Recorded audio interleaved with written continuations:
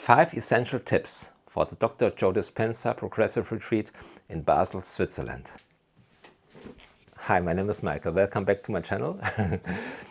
My tips, I think, are super helpful because I tell you about the toilet situation there, about the seats, when to get there, how to get there, if you can park there and everything. So please watch my video until the end. One thing, just a few seconds. I uploaded my first video like 1.5 or 2 years ago. If you haven't watched it, please do. It's about my personal experience at that event.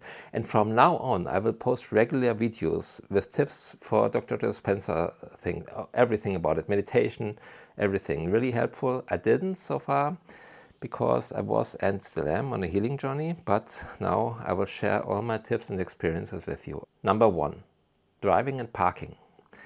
Please don't use the car to get from the hotel to the Jakobshalle. It's really, unless you have to walk like 45 minutes or an hour or so, then you can use your car, or at least try to use the public transportation, the tram.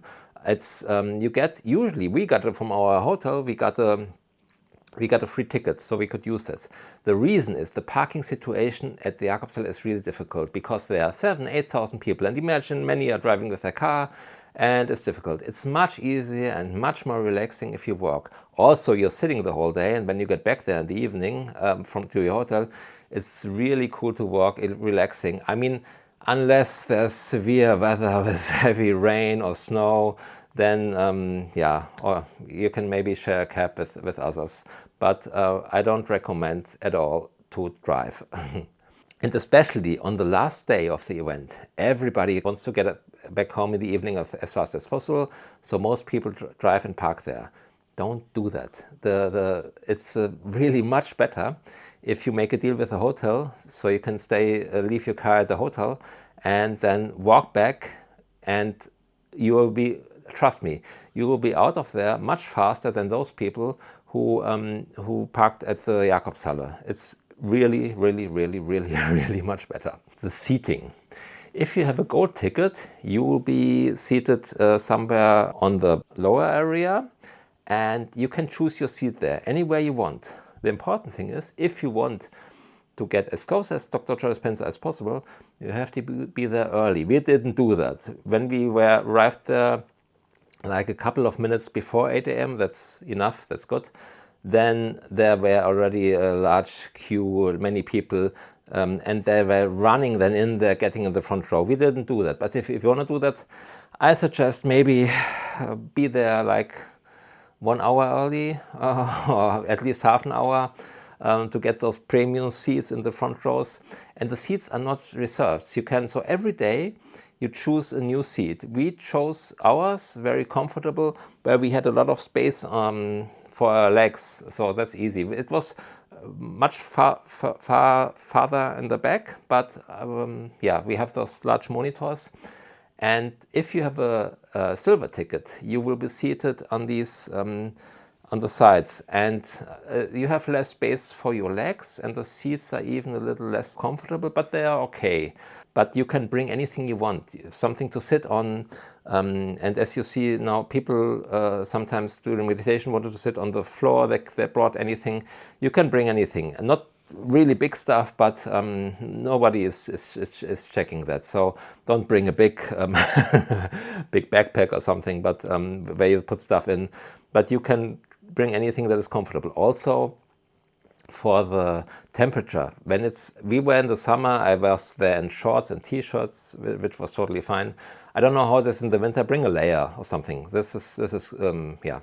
And if you have a silver ticket, and the Unity staff they do not allow you to get in the gold area, even not to walk through there. They are checking that. They're checking your wristband, and they don't allow you, so be prepared. But it's not that big of a deal. If you have a silver ticket, you can, the whole area is really easy. There are many exits, and you can walk around this. And there are also the toilets. I'll talk about the toilets in a few minutes. It's because it's a challenge. By the way, there is one advantage with the silver ticket. Although they are cheaper and the seats are more uncomfortable, you're sitting much higher. So that means you can see much better the stage where Dr. Joe is. So this is one advantage, but we preferred the more comfortable seats in the gold area. Bringing anything. You can bring a small bag, anything. The email says when we were there, it's not allowed to bring any food or drinks. We did that on the first day because we didn't know what was there. So I brought a bottle of water in a small bag, like a bag that size, and nobody checked it. So really nobody checked it. This is so if you need anything else, especially medications, anything, you can bring anything.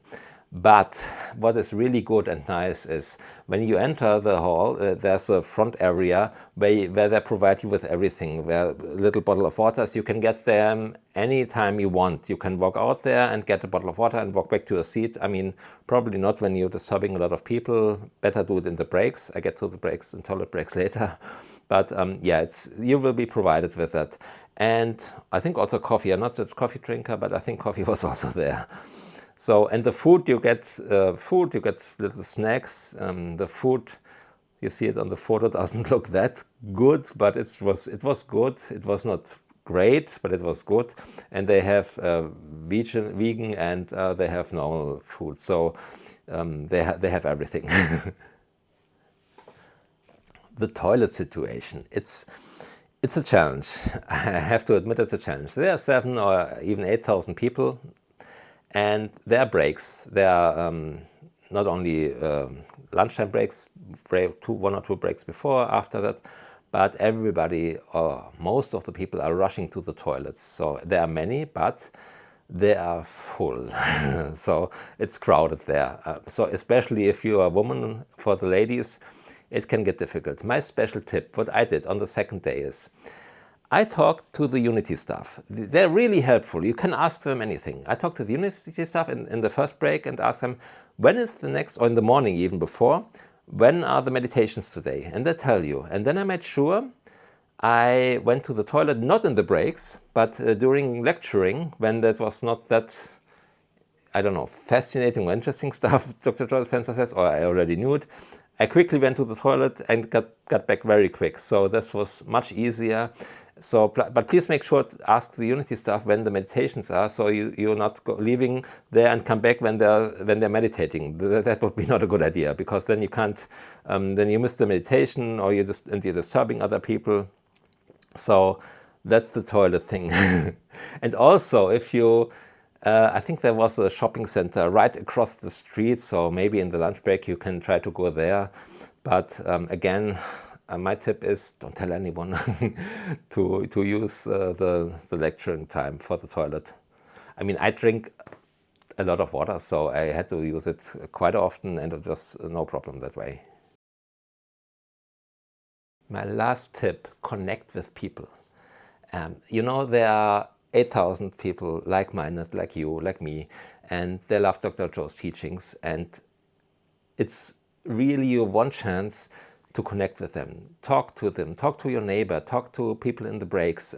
Maybe you even make new friends. It's one chance you probably won't have again for a long time, unless you go within a couple of months to the next retreat. But it's so nice to meet others. And also, you can, because I talked, one extra tip, I talked about the Unity stuff. They're super helpful. You can ask them anything. And there's also the volunteers. They belong to Dr. Joe Dispenza, not to the organization Unity. You can ask them anything. I talked to one volunteer. She told me about to which week long she went. I asked her a little about Dr. Joe. And they are really nice and helpful. And they help you. They try to help you with anything. So connect with other people and connect with the volunteers and talk to the staff. I have one last thing to say. When you meditate there are, like, every day, on Saturday and Sunday, I think Saturday were 2 or 3 meditations, Sunday I think were 3.